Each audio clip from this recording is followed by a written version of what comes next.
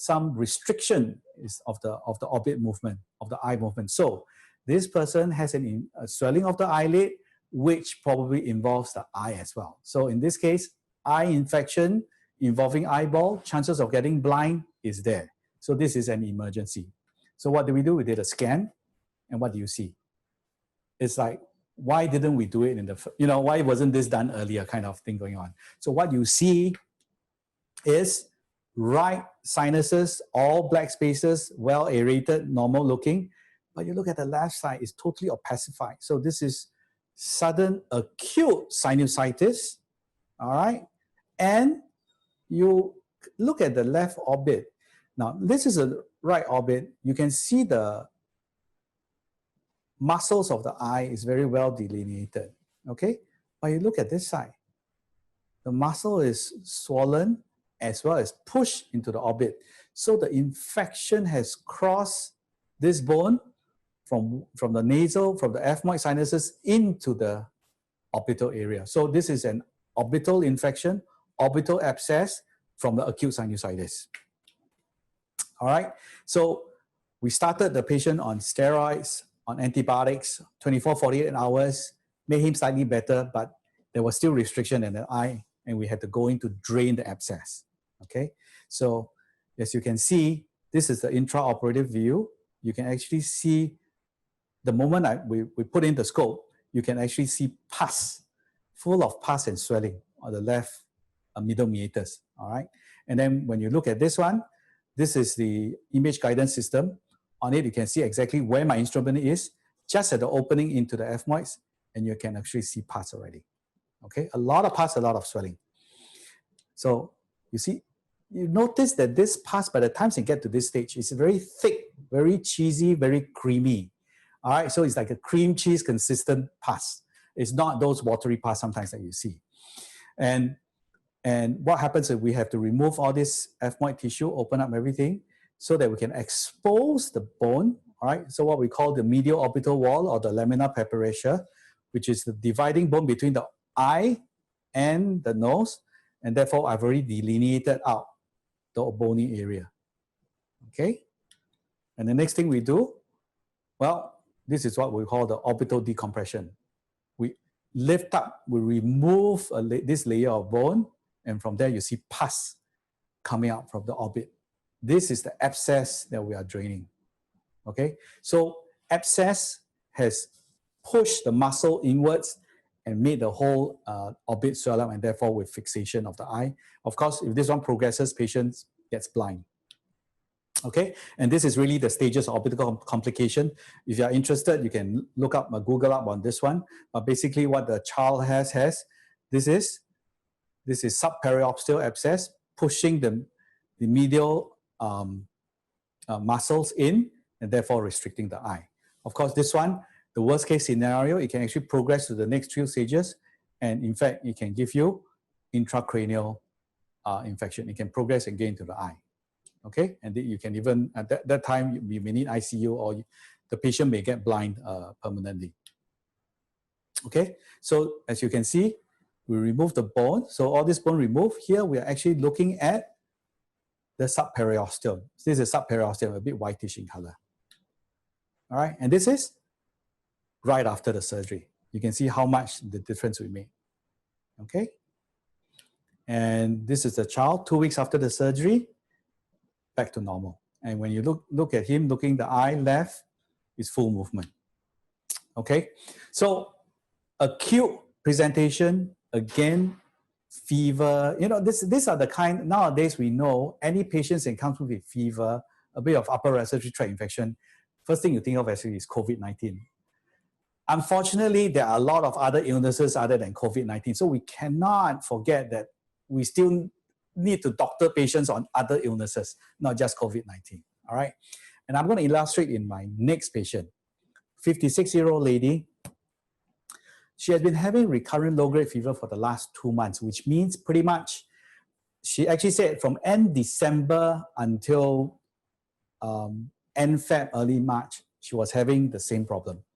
She was admitted over 3 times, first to SGH, where she came in with fever and cough. Of course, she was swab for COVID-19, negative. And she was under observation for 24 hours and then she was sent home.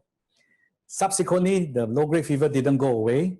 She was admitted to Maui Orchard 2 times. Again, every time she comes in, people want to exclude COVID-19. In fact, people cannot believe that she's COVID-19 negative. It's quite sad, huh? People cannot believe, all right? So the symptoms will include intermittent discolored phlegm, tested repeatedly, isolated for COVID-19, negative. So she was put in isolation room. She was put in the isolation ward. The physicians that admitted her didn't realize psychologically how it has affected her. So because she's under suspicion for COVID-19, which she doesn't have, the whole world, nobody dares to come and visit her in the hospital. Because she's COVID-19, she's always in the isolation room, single room. There's nobody to talk to except the nurses and the TV.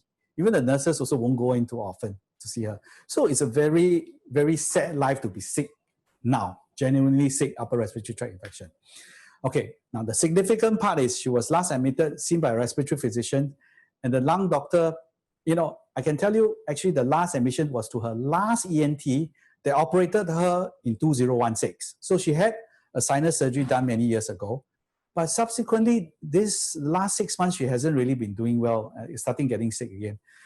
And the ENT examined her, looked at her, and told her that there's nothing wrong with her, and maybe she should see a psychiatrist. Okay, so this, and she was very upset over that. And because of, she was upset the last one, the latest admission, she was admitted with a respiratory physician, and the respiratory physician, well, she's genuinely having low-grade fever, decided that after checking, it's not a lower respiratory problem, probably need the ENT to relook. So I looked, okay? So I was asked to come and take a look. And lo and behold, the moment I see her, I could see some mucus stuck inside the nose. Based on the history, the only suspicion part is she had a history of surgery, plus she has been having some green-yellow phlegm intermittent. And the CT scan actually shows, you look at, both the frontal sinuses are all blocked up. This is fully opacified frontal sinuses, okay? Look at that. So 100% filled. So this, based on the history like that, the patient, the symptomatology all fits frontal mucocele, which is actually, can be one of the complications or consequence of the previous surgery, causing scarring inside the frontal recess, and therefore accumulation of this mucus and pus inside the sinuses for we don't know how long of a length of time, okay? But definitely you can see from this, this is the left frontal sinus. Usually there's a tract, there's a space, but you can see it's all scar tissue. And then you look on the right side, same thing. All right, the rest of the sinuses are perfect, but the sinuses at the top are all scarred up. All right, unfortunately, this was not picked up by the ENT surgeon, and the patient had to suffer quite a bit. Frontal mucocele, I'm going to play a movie just to show a short clips of what happened. All right, so this video shows you the intraoperatively what I did. Basically, we use a dilatation technique, what we call the balloon sinuplasty.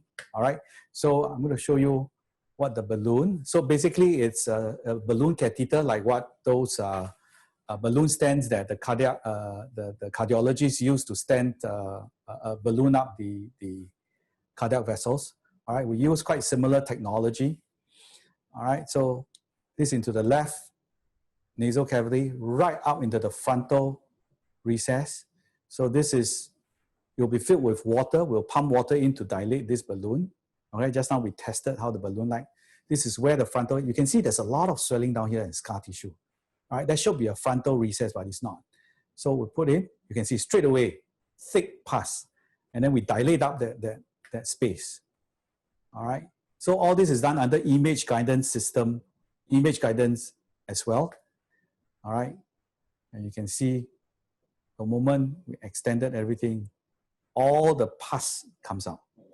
All right, so extremely satisfying when you see this. All right, so you know the patient has been producing this intermittently, coughing out this intermittently. All right. So eventually we open up both sides, we drain it. Patient was afebrile, went home within a couple of days. All right. Okay, can stop it. So trying times, difficult times, patients that need our help still come to see us. We need to sieve through, make sure that we don't let this obsession or too much emphasis on COVID-19. Don't forget to look for other symptoms. Don't look at other signs because I don't want to miss cancer patients. I don't want to miss patients that can be treated otherwise, other than just looking for COVID-19. All right. One of my last slides, in next month, another ENT colleague will join us, Dr. Annette Ang, an esteemed colleague of a friend of mine. I've known her for many, many years, since the years of training. Currently working in the public hospital, but she'll join us in the middle of April 15, 16. All right, she's pediatrics trained. She was trained, did a fellowship in New York at the Weill Medical College of Cornell University. So she subspecialized in pediatrics ENT, difficult airways. All right, so children, any airway problem, children problem, pediatric ENT problem, please, you can send to us anytime. We have someone to look after them, no matter how difficult the problem is. That's Annette Ang. So we hope to have her speaking to you in the next series when we have the next webinar. Well, back to COVID-19, to mask, not to mask kind of thing going on. Sorry.